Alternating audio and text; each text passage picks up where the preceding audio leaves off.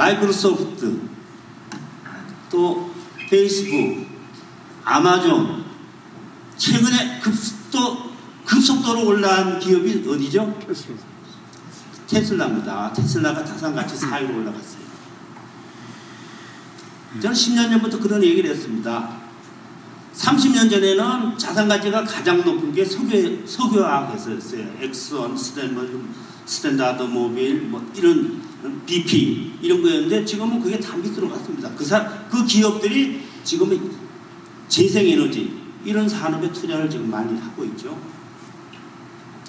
그 다음에 한 20년 전까지는 자동차 회사가 가장 자산가치가 높았어요.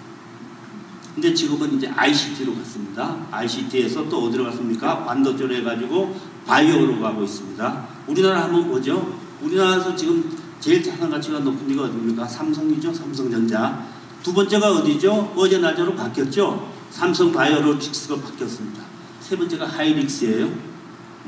그 다음에 ICT 기업, 네이버, 뭐 카카오, 그 다음에 2차전지 만드는 LG화학, 저 삼성 SDI 사회회사였거든요. 삼성 SDI 이런 쪽으로 지금 이제 지원을 하고 있습니다. 왜 그러냐? 주가가 가지고 있는 환경 역량 안에서 우리가 지속 가능하게 살 수밖에 없다는 것을 먼저 알았기 때문입니다. 먼저 알았어요. 근데 우리는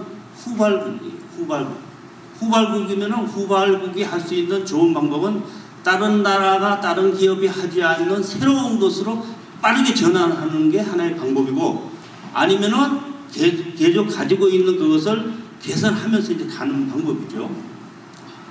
근데 저는 우리나라가 가지고 있는 지정학적인 조건, 우리는 산지가 65%고 부존 자원이 적고 식량 작업률은 23%밖에 되질 않고 이렇기 때문에 이러한 조건에서 초창기에 우리가 할 수 있는 것은 노동력을 가지고 경공업부터 시작해서 중화학으로 해서 이제 전환해서 석유화학 쪽으로 갔는데, 이게 한 30년 정도 지나면서 노후화되면서 사고가 많이 나고 후발 개도국에서 새로운 생산 시스템을 도입하면서 경쟁력이 점점 밀리는 거예요. 그리고 에너지 다소비형 산업이 너무 많기 때문에 이제 문제가 되는 겁니다. 예를 들어서 포스코가 10년 전만 해도 우리나라에서 가장 아주 모범적이고 좋은 기업으로 되어 있어요. 포스코가 계속 지속 가능합니까? 가능하지 않습니다. 1,000원 1톤을 생산하려면 2톤의 CO2가 나와요. 지금 CO2 배출권 거래 제도가 이제 시작되면서 CO2가 5년 사이에 가격이 5배가 뛰었습니다. 앞으로는 훨씬 빠른 속도로 가격이 뛰게 되어 있습니다. 그러면 철강을 생산해서 그 코스트를 맞춰가지고 할 수 있느냐? 불가능해요. 그래서 독일은 상당 부분 철강 국가인데 철강을 다 이전시킨 거예요. 그래서 독일에 있는 유명한 티센 철강을 가면은 그게 공원이 되어 있습니다. 그 안에 있는 공장에 가면 카페가 있어요. 카페에서 차를 15년 전에 마시면서 그 당시 아름다운 재단하는 박원순 시장한테 제가 그런 얘기했습니다. 우리나라도 앞으로 50년 안에 포스코도 공원이 돼가지고 우리가 할 것이다. 제가 뭐 더 자세한 내용은 말씀드리지 않겠습니다. 어쨌든 21세기 이 시점에서 우리가 할 수 있는 방법은 지구가 가지고 있는 환경 역량 안에서 살아야 되는데, 살아야 되면은 CO2를 획기적으로 줄여야 된다. 그냥 줄여서 되는 게 아닙니다. 그냥 줄여서 되는 게 아니라 제로를 만들어야 돼요. 제로. 2050년까지 제로를 만들어야 됩니다. CO2를. 근데 제로를 만들려면 어떻게 되느냐? CO2는 한번 대기 중에 배출되면은 머무는 기간이 최하 100년 이상입니다. 100년, 200년, 300년이에요. 그 다음에 메탄은 CO2보다도 온난화의 영향은 20배 이상 주는데 그거는 기간이 한 10년 걸려요. 근데 지금 시베리아에 있는 동토가 지금 이제 녹기 시작했죠. 폭염으로. 동토가 다 녹으면은 지금 대기 중에 있는 온실가스의 2배가 시베리아 동토에 있는 겁니다. 그게 다 녹으면 어떻게 되죠? 온도가 더 올라가겠죠. 그 다음에 바다 속에 메탄 덩어리가 또 있습니다. 메탄 덩어리가 다 유출이 되면은 해의 수면이 몇 미터 정도 올라갑니까? 10m 이상 올라갑니다. 10m 이상 올라가면 웬만한 해변가에 있는 도시는 다 물에 잠깁니다. 그게 빠르면 2050년, 늦어도 21세기 말기에는 그렇게 된다고 많은 학자들이 얘기를 하고 있습니다. 그래서 저는 앞으로 남은 기간이 2050년이 아니라 2030년이 마지노선입니다. 앞으로 10년 동안에 우리가 모든 방법을 동원해서 노력하지 않으면은 그때는 돌아올 수 없는 다리를 건넙니다. 저는 그걸 44년 동안에 봐왔고 또 그런 얘기를 계속 해왔고 또 그렇게 될 걸로 생각하고 있습니다. 여러분이 유명한 아바타라는 사람이 있죠. 아바타라는 사람이 제임스 캐메론이라는 사람이 아바타 영화를 만들었어요. 그래서 제가 그분을 만났습니다. 어떻게 해서 그런 좋은 영화를 만들었습니까? 그랬더니 자기가 가지고 있는 많은 영화에 관계되는 자료를 다 없애버렸다는 거예요. 새로운 생각을 하고 만들었다는 거예요. 그래서 앞으로 뭘 하겠습니까? 그랬더니 자기는 기후변화, 기후재난 문제와 브라질의 거대한 숲, 그것을 지키기 위한 다큐멘터리를 만들겠다. 그래서 지금 만들어서 내셔널 지오그래피를 비롯한 곳에서 상영을 하고 있습니다. 그래서 제가 말씀드리고 싶은 것은 아까 곰을 봤는데 곰은 그냥 곰이 아니고 곰이 죽고 나면은 다음은 인간입니다. 오늘은 곰이고 내일은 우리 인간입니다. 그건 확실합니다.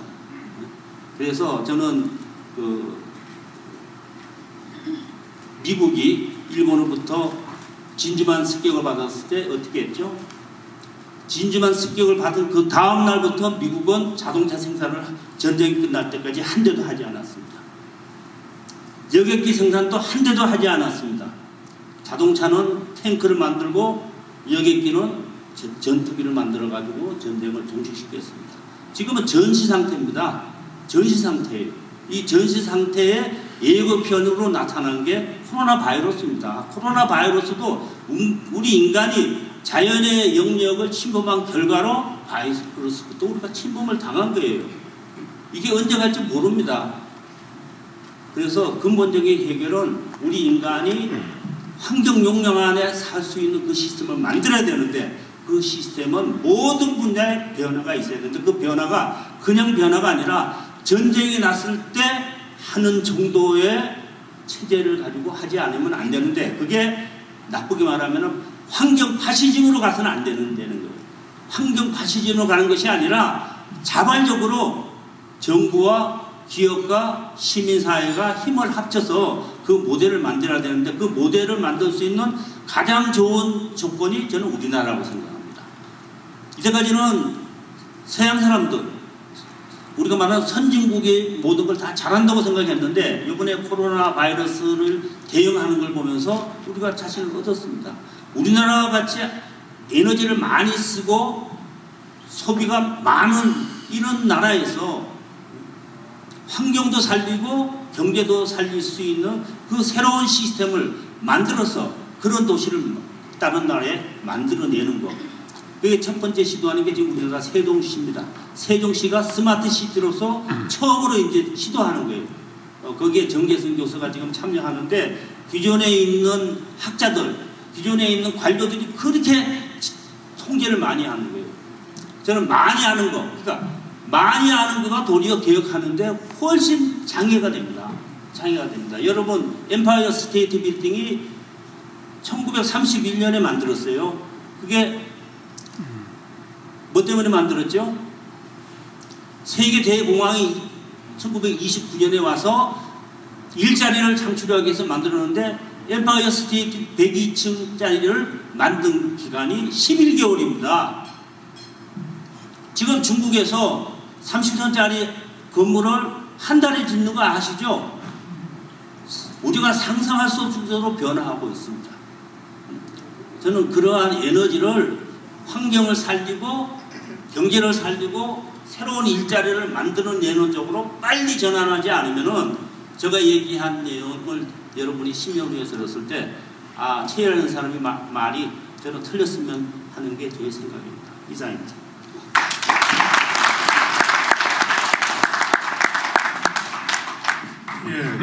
짧은 시간 동안에 우리에게 상당히 겁주시는데 성공을 하신 것 같습니다.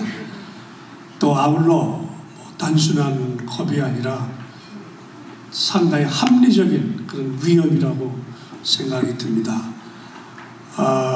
이제 환경을 위해서 평생 살아오신 분의 이 절규 같은 소리를 저희들이 잘 들었습니다. 그러나 가만히 생각하면 저부터도 이제 기후 변화를 위해서 나도 좀 어떻게 해보자. 아마 이렇게 마음 먹는 순간 아마 불편함이 엄습해 오지 않을까 싶습니다. 물도 덜 써야 되고 차도 덜 타야 되고 하여튼 일선 소비자가 변화해야 결국 기업도 따라 변하고 이렇게 될 텐데 결국 이제 소비자들이 얼마나 불편을 감수하고 그동안 누려왔던 여러 가지 컨비니언스를 포기하느냐, 아마 이것도 이 소비자로서 대단히 중요한 것이고 이것이 이제 중요한 것이고 아마 그 중간에 기업가들은 사실은 기업가들의 잘못이라기보다는 이 소비 성향이 그러니까 소비에 편승할 수밖에 없는 어떤 기업적인 요소도 있을 겁니다. 오늘 이제 이 자리에 기후 변화라든지 환경의 위험이라고 하는 건 이건 에스컬레이터처럼 가는 길이 뻔한 것 같습니다. 다만 그것을 어떻게 좀 줄이느냐, 이제는 예방하고 속도를 늦추고 뭔가 그러기 위해서는 이제 협동하는 길뿐이 없지 않나 하는 그런 생각이 들면서 오늘 이제 강 회장님하고 민 회장님 모셨으니까 기업의 상황에서 이런 기후 변화라든지 이런 쪽과 관련해서는 이 최고 CEO로서 어떤 생각들을 하고 계시는지, 또 실제로 기업들을 하고 계시니까 자기 기업 상황하고 관련해서 좀 얘기를 풀어가 주시면 좋지 않을까 생각을 합니다. 강 회장님, 민 회장님 어느 분이 먼저 하시겠습니까?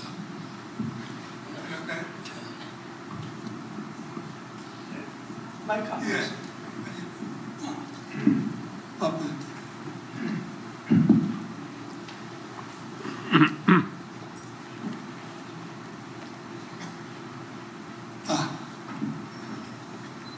적어주세요. 적어.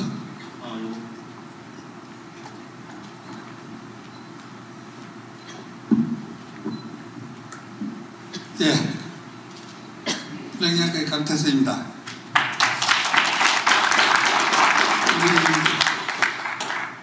최열 이사장님이 환경운동만 하는 거 아니고 경영도 하시는 것 같아요. 오늘 환경, 지구, 경영 다 건드려서 사실 저는 얘기할 게 다 해버렸어요. 그러니까 제가 얘기할 게 별로 없는 것 같아요. 그렇지만 기업가로서의 환경과 지속 가능의 어떤 역할을 해야 되느냐에 대해서 짧은 시간에 말씀 올리도록 하겠습니다. 기후 위기 시대의 기업가 정치 꼭지를 갖고 왔는데요. 이 보시면 영화 한 편을 갖고 왔어요. 아까 최일 이사님도 말씀이 계셨는데 아바타 영화인데요. 한번 보세요. 기억나시나요? 아바타 영화의 한 장면이에요. 2009년도에 우리나라 극장가가 열을 나게끔 했죠. 마스크를 다 끼고 뭡니까? 화방산 전쟁하는 것 같지 않습니까? 이게 2009년도 영화인데 2154년도를 가상화된 영화예요. 150년 후에는 이런 시대가 온다, 이런 메시지를 우리한테 보내줬는데 지금 올해가 2020년도니까 11년 만에 현실로 나타난 것 같아요. 코로나19로서 여러분들 지금 마스크 다 끼고 계시잖아요. 저도 마찬가지입니다만 마스크 끼고 다니는 시대가 11년 만에 왔어요. 154년 후에 가상적으로 올 거라고 예측해서 영화를 만들었는데 지금 현재 우리한테 와 있어요. 환경이 이렇게 엄청난 변화라기보다는 위기에 왔다. 어떻게 위기에 왔느냐? 어느 누구도 상상을 할 수 없는 그런 위기가 오고 있다. 저는 여기 오면서 뭘 말씀 올릴까 하다가 근래에 사회부 기자님들이 기사를 쓰면서 신문에 꼭지를 몇 개 갖고 왔습니다. 예.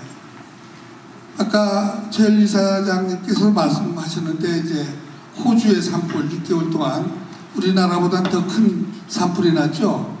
또 우리 주변 국가 보면 중국도 뭡니까 이제 대홍수를 나서 많은 인명피해와 재산을 삼켰죠. 그뿐만 아니라 아까 작년에 어저께 그 기주연설에서 시베리아도 온화 현상 39도라 그러는데 제가 자료는 38도 정도 시베리아 온도가 상승해서 그 빙하가 녹고 생태계가 많이 파괴되는 현상. 일본도 남부쪽에 50년 만에 최고폭우가 내렸다는 기상을 여러분들 봤습니다. 그뿐만 아니라 우리나라는 어떻습니까? 우리나라도 올해 장마가 최장 54일 동안 한반도에 오르락내리락. 과거에는 제주도 밑에까지 내려갔다가 올라오는 경향이 있었는데 올해는 한반도에 딱 묶여서 오르락내리락하면서 무려 시간당 90mm라는 이 폭탄이라고도 할 만한 그 부산 지역에 물을 내려서 저지대에 침수되는 그런 현상이 나고 강이 무너지는 그런 안타까운 일도 있었습니다. 이런 과정이 뭡니까? 이제 환경변화, 최 이사님 아까 말씀하시는데 많은 환경변화에서 오는 그런 과정이 아닌가 이런 생각 같습니다. 그뿐만 아니라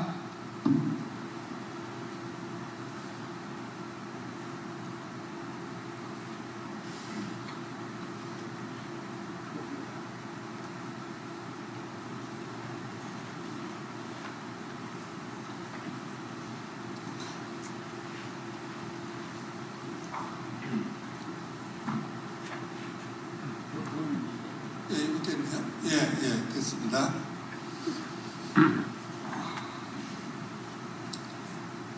예, 그것뿐만 아니라 코로나19 바이러스와 같은 팬데믹이 충격에 우리는 지속적으로 우리 삶의 변화를 우리한테 갖다 주는 것 같아요.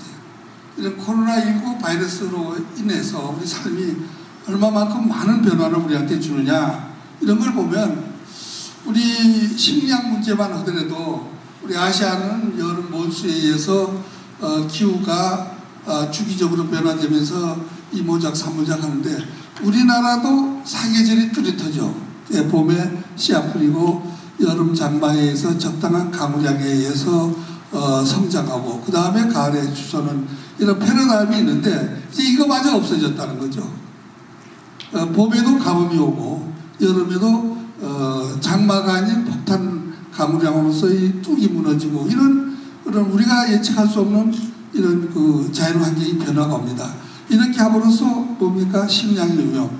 우리는 자연적으로 이런 식량이 공급받아서 식량의 안정을 가져왔는데 이제는 이런 안정을 가질 수가 없다는 거예요. 이런 위기가 왔다는 거죠.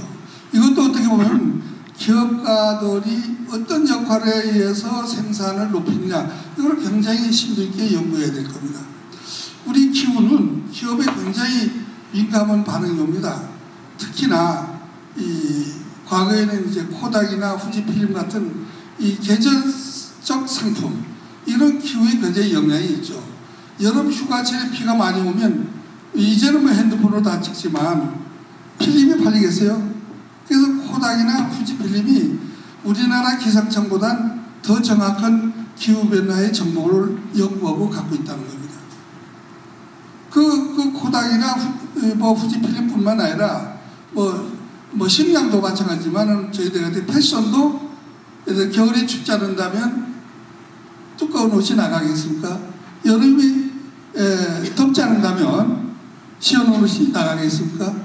이런 기후변화에 의해서 경영에 미치는 영향은 대단합니다. 올해도 비가 많이 오니까 우산 만드는 기업은 어떻게 해요? 성황을 이뤘지만 아이스크림 파는 기업들은 어떻게 돼요? 굉장히 매출에 감소되는, 이 기후 반응에 대해서 엄청난 경제의 영향을 온다, 이렇게 볼 수 있습니다. 그래서 우리가 이제 코로나19 바이러스 팬데믹 위기를 지나면 과연 우리는 기후변화에 어떻게 대응해야 될 거냐, 기업가로서는 어떻게 대응해야 될 거냐, 이런 게 우리가 생각 아니할 수가 없습니다. 그러면 여기 제가 좀 독하게 써봤어요. 대한민국이 기후악당이라든지 식량에 우리는 어떤 영향을 미칠 것이냐, 이런 것도 아마 기후변화에서 우리가 느껴야 되지 않느냐, 이렇게 생각이 됩니다. 이런 걸 보면 우리 지난 과거를 우리 돌이켜보면 지난 100년 동안 우리한테 온 바이러스가 4번 발생했답니다. 지난 100년 동안. 그런데 2000년 들어서면서 우리 20년 밖에 안 되는데 이번에는 신종 바이러스가 5번이나 발생했습니다. 이런 속도로 본다면 앞으로 2, 3년에 한 번씩 변종 바이러스가 우리 곁에 오지 않느냐, 이것도 어느 누구도 부인할 수 없죠. 어제 기조연설에서 한 학자가 그런 말씀을 했어요. 이 신종 바이러스는 우리가 같이 가야 될 그런 세대가 올 거다, 이런 얘기가 저는 굉장히 실감 있게 들었습니다. 이제 우리가 이 변종 바이러스가 계속 발생된다면 이걸 우리가 거부할 거냐, 갖고 갈 거냐, 이거는 굉장히 심각한 문제다. 그런데 이게 기업으로 본다면 새로운 어떤 기업 생태계가 발생할 수도 있다, 이렇게 볼 수 있죠. 이런 바이러스가 위험을 느끼는 것은 우리 생활 습관에서 이루어진다고도 볼 수 있습니다. 농업 시대에서 상업 시대로 왔고, 상업시대에서 산업 시대로 오면서 모든 인구가 도시에 집중됐다는 거죠. 공단 지역으로 집중됐죠. 많은 인구가 한쪽으로 집중되다 보니까 이 생활이 밀접해졌다는 거예요. 그러니까 바이러스 병균이 전파되는 그 환경에 아주 익숙해졌다. 그리고 이제 산업화가 발전되면서 교통이 편리해지고 하루면 전 세계 어디든지 안 갈 수 다 있습니다. 그러니까 그 병균이 과거에는 지역 전염병이라고 했지만 이제는 바이러스가 발생하는 그 순간 전국에, 전 세계에 그 바이러스 균이 퍼져나간다, 이렇게 우리가 생각할 수 있습니다. 이런 걸 근원적으로 보면 과거 지구가 탄생하고 인간이 살아오면서 보면, 어제도 기조연설에 어느 학자가 말씀하시는데 동안은 1.1도가 올랐다. 어제 학자는 1도 올랐다 그러는데 제가 자료를 보는 거는 1.5도. 그 앞으로 우리가 살아갈 수 있는 온도는 지구에서 1.5도가 제일 적합하다. 1.5도 이상 올라가면 인간이 지구에서 살기가 어렵다, 이런 전문가들이 연구가 있어요.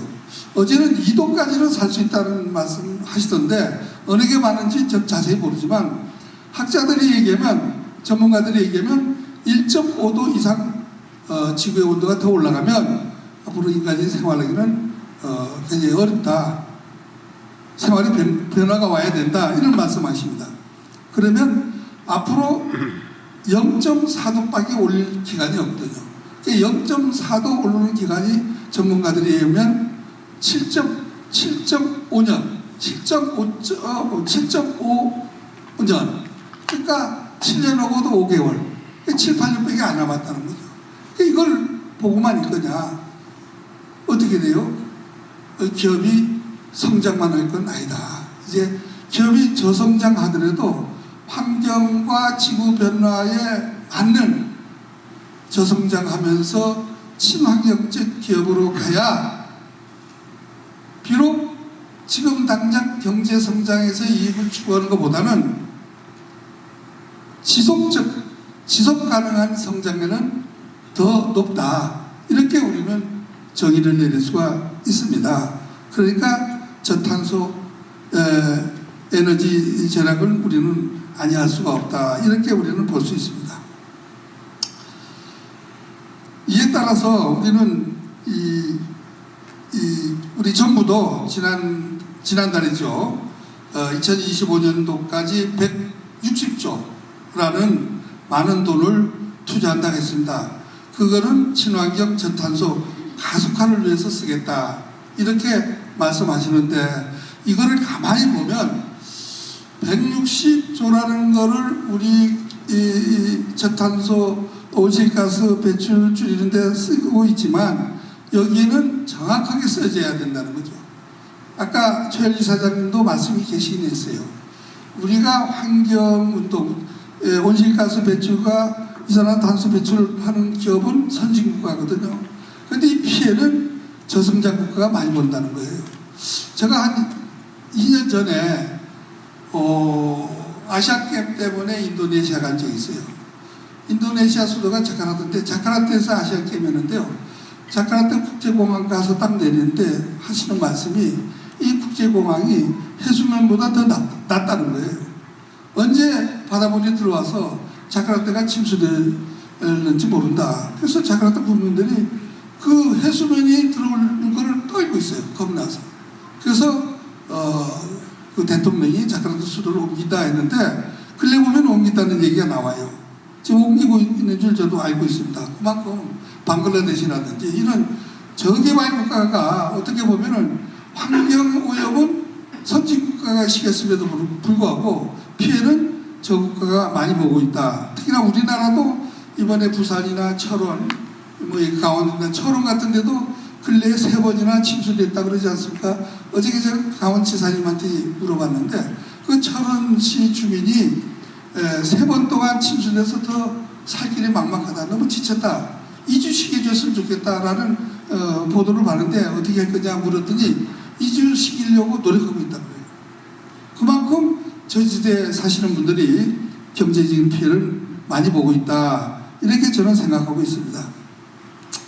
저는 산악인입니다. 아까도 설명해 주셨는데 그래서 저는 국내 산도 많이 다녔습니다만은 되게 히말라야 고산 등반을 많이 했습니다. 그때마다 저는 산에 가면은 우리 동료들하고 베이스캠프에서 텐트 치고 등반을 하는데 그러면 환경반나에 우리 많이 느끼고 있습니다. 뭘 느끼고 있느냐? 시도 때도 없이 눈사태, 또 크레파스가 쫙쫙 벌어집니다. 그뿐만 아니라 자연변화, 환경변화, 지구온난화에 의한 빙하가 내려가는 소리가 들려요. 이걸 저는 수십 년 동안 몸소 체험을 했습니다. 그런 기업인으로서는 과연 어떻게 해야 이걸 막을 수 있냐? 막는 거는 제가 보기에는 불가능합니다. 근데 기업적으로도 이거를 좀 천천히 내려가는, 천천히 변화되는, 천천히 우리에게 피해를 덜 주는 이런 쪽으로 우리는 해야 된다. 이게 기업가 정신, 지속 가능한 기업이 이게 맡아야 될 의무가 아니냐 이런 생각을 갖습니다. 그래서 저는 지구변화와 기후변화도 중요하지만 여기에 하나의 축이 미세. 우리가 생활하는데 수십 년 동안 우리 미세먼지 때문에 고생 많이 했지 않습니까? 그때도 마스크를 많이 끼었습니다. 미세먼지를 막기 위해서 저희 회사 블랙약과에서는 쿠푸치 사막에 계속 나무를 심어왔습니다. 지금 제가 심은 나무가 저보다 더 컸어요. 이게 통계적으로 이 나무가 자람으로써 쿠푸치 사막의 미세먼지가 우리나라에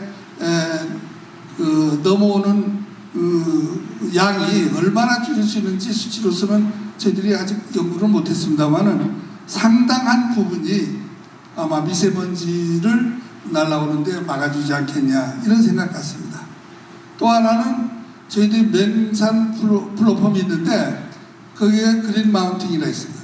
그린 마운틴 멤버들이 매년 자발적으로 바다에 가서 그물망을 건져오고 또 한강에 쓰레기를 줍고 산에 가서 버려지는 쓰레기를 주옵니다.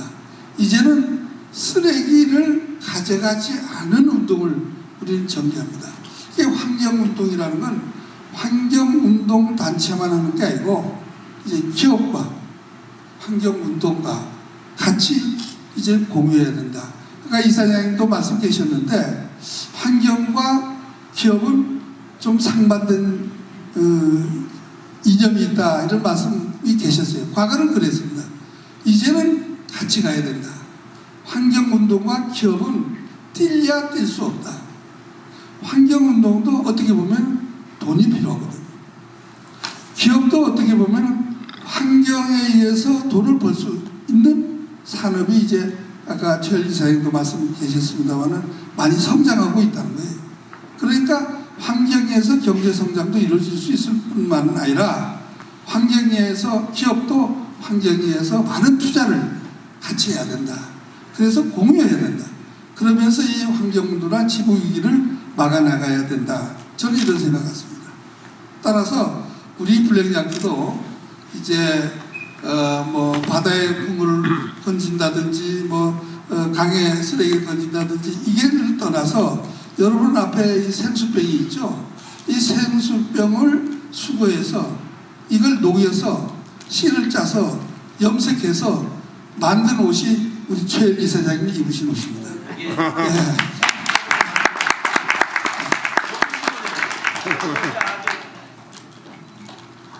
입었는데 그냥 일반 옷 입은 것보다 훨씬 하나씩 사실.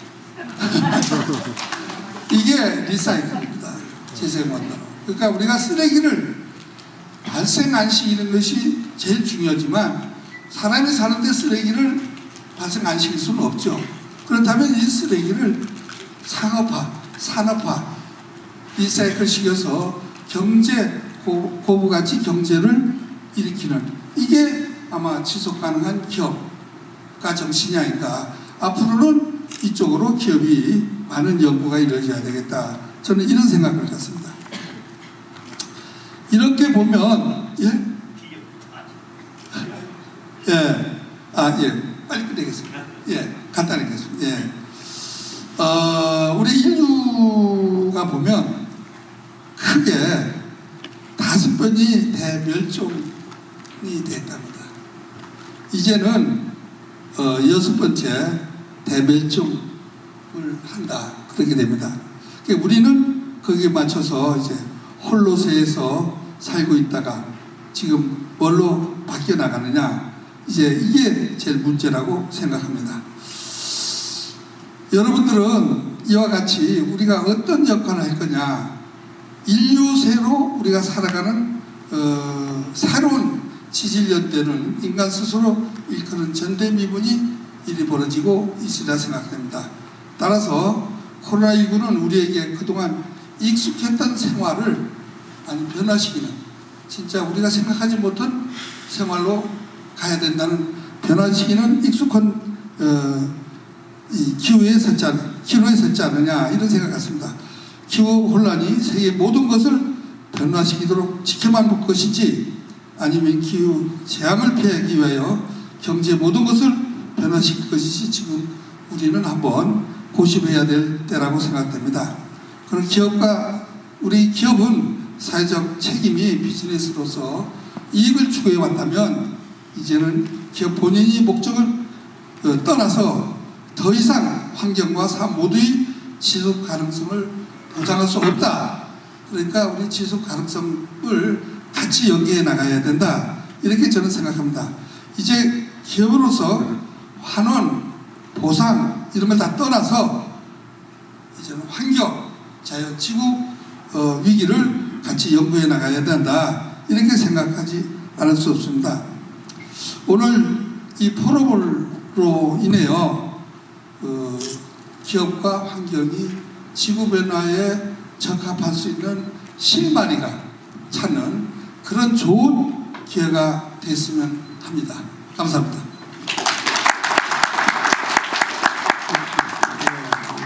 강태선 회장님은 이미 마음의 정리가 다 되신 분 같습니다.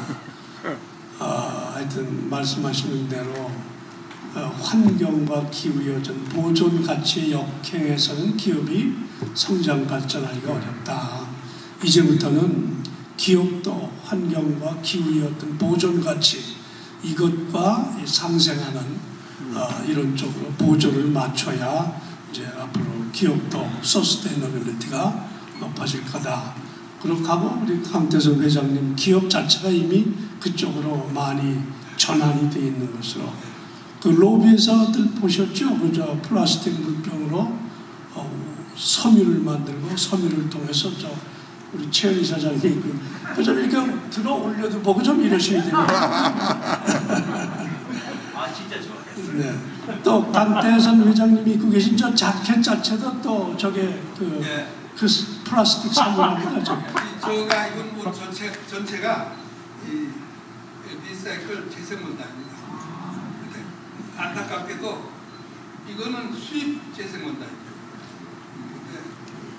제가 수입만 해서 되겠는 생각이 한 4년 전부터 들어서 사실과 연구해서 올해부터는 이제 한국 플라스틱적으로 전부 만들어서 올 가을에 자켓이라든지 바지라든지 전 품종을 생산하게 됐습니다. 네, 감사합니다. 자, 이제 우리 윤남교 회장님 차례이신데 강 회장님이 그런 기업이 그런 전환이 가능했던 것은 사회 인식이 있어야 되고 더 나아가서 그것을 돕기 위한 어떤 국가 체제의 어떤 시스템으로서의 어떤 도움 같은 게 아마 있어야 될 것 같습니다. 예컨대 재생 그렇지만은 재생이라는 게 기업 단독으로 하기는 어렵고 어떤 국가 사회 체제가 그것을 같이 지원해 줄 때 그런 재생이라든지 단독 기업으로서의 환경 친화적인 그런 생산도 하고 활동을 할 수 있는 게 아닌가 그런 생각을 하는데 민 회장님 뭐 그런 쪽으로 좀 강조해서 말씀해 주시면 좋겠습니다. 여러분 안녕하세요. 제가 최열 이사장 또 강태선 회장 얘기를 들으면서 참 속으로 굉장한 통감을 하면서 여러분 앞에 좀 말씀을 드려야겠다 이런 생각을 했습니다. 앉아서 말씀드리겠습니다. 어제 여기 올 때도 좀 각오를 좀 하고 왔습니다. 특히 지구 환경에 대해서 걱정들을 많이 하고 그러는데 저는 지금 제가 하고 있는 일이 플라스틱 공장을 하고 있습니다. 지금 48년째 이 업에서 있으니까 한 반평생 하고는 3분의 2 정도를 이 업에 종사를 하고 있죠. 또 여기 지금 문 회장님도 그렇고 최 회장 다들 50년대에 우리가 이제 초등학교 다녔는데 그때 플라스틱이 없었죠. 네, 제 기억에 플라스틱을 안 쓰고 살았던 때가 그럴 때 오늘도 최 이사장님 입은 옷도 플라스틱이고 또 강 회장님도 플라스틱인데 플라스틱 나쁜 거 하면서 안 쓸 수도 없는 상황이죠. 어저께 저도 기조 행사를 하는 데서 지구 환경에 특히 바다에서 밀려오는 거 보니까 저 안에 혹시 우리 또 회사에서 맺는 게 있을까 상당히 걱정을 했어요. 맨 플라스틱 덩어리인데 이걸 어떻게 해야 되나 참 걱정이고 최 이사장도 오늘 그런 얘기를 했습니다만 이거를 재사용하고 적게 쓰고 이렇게 하는 수밖에 없지 않겠느냐 이런 얘기를 했습니다. 현재 세계에서 플라스틱을 1년에 한 4억 5천만 톤 정도 생산을 하고 있습니다. 근데 이게 2050년에는 연간 13억 톤 정도를 생산하게 돼 있다고 해요. 그때쯤이면은 지금 바다에 떠 있는 바다에 사는 고기보다 플라스틱 덩어리가 더 많게 된다고 합니다. 이게 참 큰일 났죠. 근데 이거 하여간 나쁘지는데 이걸 안 계속해서 지금 사용을 하고 근데 지금 여러분들 다들 마스크 쓰고 계신데 이 코로나 영향으로 해갖고 이게 2050년이 아니고 한 10년 정도 더 땡겨진다고 그런 것 같아요. 플라스틱이 그렇게 이제 바다에도 그렇고 폐플라스틱이 많아지는 게 참 걱정입니다. 그럼 나오는데 안 쓸 수는 없고 이사님 이거 어떻게 해야 됩니까?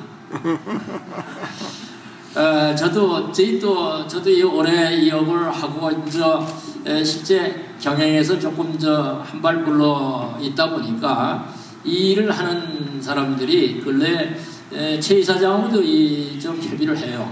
이거 어떻게 했으면 좋냐?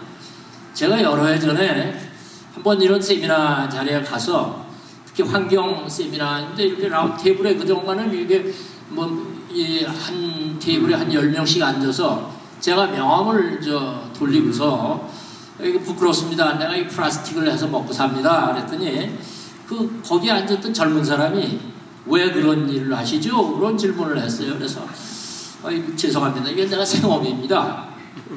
그렇게 할 일이 없으세요? 또 이렇게 질문을 해갖고 근데 제가 아는 게 저는 학교를 졸업하고 군대 장교 생활을 했어요. 그리고 바로 나와서 어떻게 우연히 중소기업에서 플라스틱 공장에서 일한 게 그게 아는 게 그게 돼서 지금까지 제가 다른 직업을 해본 적이 없어갖고 지금까지 플라스틱을 하는데 어떤 시장은 자꾸 늘어나는 건 현실입니다. 그리고 다들 플라스틱이 좋다. 또 강 회장님도 플라스틱 쓰다 버린 거를 봐서 지금 옷을 이렇게 만들고 그러는데 저는 그런 질문을 하고 싶은 게 그게 어디 가겠습니까? 지금 최 이사장님이 입은 옷이 또 갖다 버리면은 그거 어떻게 하거든요. 그냥 폐플라스틱을 또 남는 거죠. 그래서 저희 이 업을 이제 한 1세대에 있는 사람들이 우리가 이런 거를 우리 이미지도 좀 계산하고 또 무슨 방법이 있겠느냐. 나쁘다 그러지만 말고 나쁘다 하면서도 쓰면서 왜 나쁘다고 그러냐. 그 나쁜 거를 해결하는 이런 방법을 찾자. 그래서 사실 플라스틱 하고 있는 사람들이 이와 같은 일을 하는 사람들이 많이 있습니다. 그래서 한 달에 한 번 정도는 우리 1세대에 있는 사람들이 같이 토론도 하고 또 학자도 불러서 상의도 하고 지난달에는 꽤 큰 서울대학교에서 포럼도 가졌습니다. 그러다 보니까 해결하는 방법들이 지금 우리가 인류가 그런 과학의 발전을 보면은 배출하는 것도 그렇지만은 과학의 발전, 과학으로 해결하는 방법들이 지금 여러 가지로 많이 나오고 있습니다.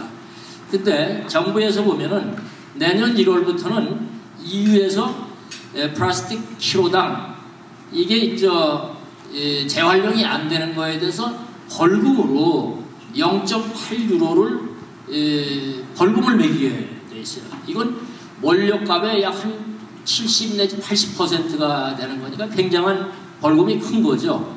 그래서 이제 그거를 재활용을 할 수 있는 거는 지금 블랙아크 같은 데서 이 페트병 같은 경우를 이제 옷도 만들고 그러지만은 그것도 못하는 게 대부분이 되고 있습니다. 그래서 이런 거를 어떤 방법이 있나 해서 가장 좋은 거는 어떤 거든지 원래대로 돌아가는 게 가장 좋은 방법이다.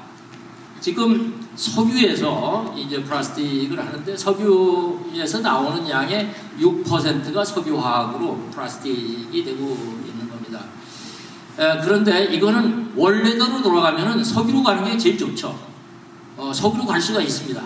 과학이 충분한데 현재 기술로는 경제성이 좀 떨어져서 그런데 아마 아까 강 회장님도 옷을 만드는데 이 페트 신생보다 페트병으로 재생이 더 좀 비쌀 거예요. 그래서 수입해서 그 경제성이 안 맞는 거죠. 그래서 여기서 석유를 빼면은 경제성이 좋긴 좋은데 안 맞아요. 또 비단 그것뿐만 아니고 우리나라엔 지금 수소차가 이제 대세를 이루는데 이 플라스틱은 탄소하고 수소의 결합체로 되어 있습니다. 이걸 분류하면은 탄소하고 수소를 하면 거기서 수소를 뽑을 수가 있고 현재는 경제성이 현재 부산물 나오는 수소보다는 조금 더 비싸다고 합니다. 근데 요즘에 제가 가서 지난해 또 요즘에 가서 본 거로는 가장 경제성이 있는 게 이 플라스틱을 지금 보면은 폐 플라스틱을 매립을 하거나 우리가 지금 재활용하는 건 재활용을 하지만 그거 못하는 거는 매립을 하거나 연소를 하고 있어요. 근데 연소를 할 때 여기 또 폐가스가 나오고 그 연소 비용이 상당히 비싸니까 이게 또 동네가 연소하고 소각장이 따르면 동네가 요란해지고 그래갖고 이게 지금 소각하는 사람들도 그렇고 소각 비용도 많이 나오고 그러는데 이걸 경제적으로 잘 쓰고 있는 데를 가서 봤습니다. 바로 여기 강원도에 제가 이 세계에서 제일 크지 않을까 생각되는데요. 쌍용 세멘트를 갔었고 또 동양 세멘트 삼척에 있죠. 거기를 갔더니 세멘트를 만드는 원료는 사실 돌이 아니고 보니까 연료더군요. 연료. 돌은 그냥 거저산에서 캐서 나와갖고 컨베이어 타고 들어가면은 그걸 돌을 녹여서 세멘을 만드는데 거기에 사용되고 있는 게 우리가 그동안에 상당히 폐기물로 골치 아팠던 폐타이어 또 폐플라스틱 이거를 거기서 쓰는 걸 봤어요. 근데 석회석 돌이 녹으려면은 1450도 정도 쇠보도 훨씬 더 높은 열이 들어가고 있습니다. 1450도 정도면은 모든 제품이 완전 연소가 돼서 원래대로 탄소, 수소 뭐 이렇게 되고 그래요. 날아가는 그 가스가 눈에 보이는 것도 상당히 없는데 작년 기준으로 보면 폐타이어가 약 25만 톤 정도가 세멘트 회사에만 사용이 됐고 폐플라스틱이 105만 톤 우리나라에서 105만 톤에서 전체적으로 한 130만 톤 정도가 이제 세멘트 회사에서 사용이 됐는데 그게 세멘트 회사의 전체 연료의 20% 정도라고 합니다. 그런데 독일에서는 지금 현재 세멘트를 만들 때 연료의 70%를 폐플라스틱, 폐타이어로 쓰고 있다고 그러죠. 요거를 조금 발전시키면 90%까지도 할 수 있다라고 합니다. 지금 세멘트 회사에서는 유연탄이나 또 뭐 쓰고 있는 게 이제 가스나 이런 거를 쓰고 그러는데 유연탄에 비해서 이제 폐플라스틱은 이게 정제된 원료니까요. 석유에서 약 꽤 훨씬 더 많은 열량이 많이 나오고 또 지금 우리 최 이사장이 항상 걱정하는 이 탄산가스 배출량이 석탄에 비해서는 아주 훨씬 더 떨어지고 그렇습니다. 그래서 지금 세멘트 회사에서는 이게 상당히 자기네들 이익이 나는데 원천이 되고 있어요. 무료로 지금 받고 있거든요. 폐타이어도 무료로 받고 있고 이제 폐플라스틱도 무료로 가서 보니까 받고 있는데 앞으로 이거보다 한 3.5배 정도 쓰는 거는 뭐 충분히 쓸 수가 있겠다. 그래서 세멘트 회사의 소속로를 지금 고치고 있습니다. 이거는 소속로, 소각기가 얼마나 좋은 거냐. 열이 그렇게 충분히 세멘트 회사의 소속로는 2000도 정도에서 사용하는 걸 보니까 그 정도라면은 완전 연소가 되고 우리나라가 연간 지금 폐플라스틱 생산량이 약 300만 톤, 300에서 한 350만 톤 폐플라스틱이 나오고 있는데 그 중에서 현재 한 100만 톤 정도가 사용되고 있으니까 향후 세멘트 회사에서만 쓰는 것만 해도 충분히 우리나라에서 나오는 거는 뭐 쓸만하고 과거 폐타이어가 한 10여 년 전만 해도 상당히 환경 문제에 어려움이 있었는데 요즘 한 지난 10년 동안에 폐타이어가 무슨 환경에 힘들다 이런 얘기가 쑥 들어가 버렸죠. 저는 여기 있는 최 이사장한테 지금 전 세계 5대 양의 우리나라 면적보다 더 큰 플라스틱 섬이 있다라고 그러는데 우리나라가 총 수입하고 있는 에너지의 37%, 우리나라 총 수입량의 37%가 에너지라고 그럽니다.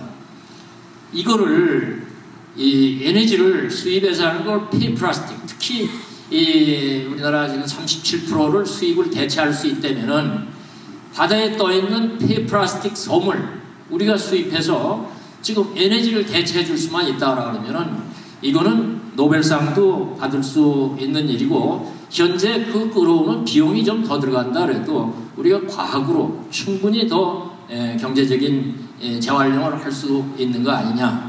이처럼 물질 재활용도 중요하지만은 화학적인 또 과학으로 그런 재활용으로 해서 앞으로 완전히 참 이 폐플라스틱 이 지구상의 문제가 앞으로 2030년에는 지금 폐타이어 문제처럼 이 우리나라뿐만 아니라 전 세계가 폐플라스틱 문제가 없도록 하자 하는 게 우리 이 플라스틱 업체들의 생각이고 또 여기 계신 최열 이사장이나 강태선 회장님한테 정말 같이 함께해서 이 폐플라스틱을 우리가 참 에너지로 활용을 해서 이 지구를 살리는데 함께 해주셨으면 이런 부탁을 드리는 바입니다.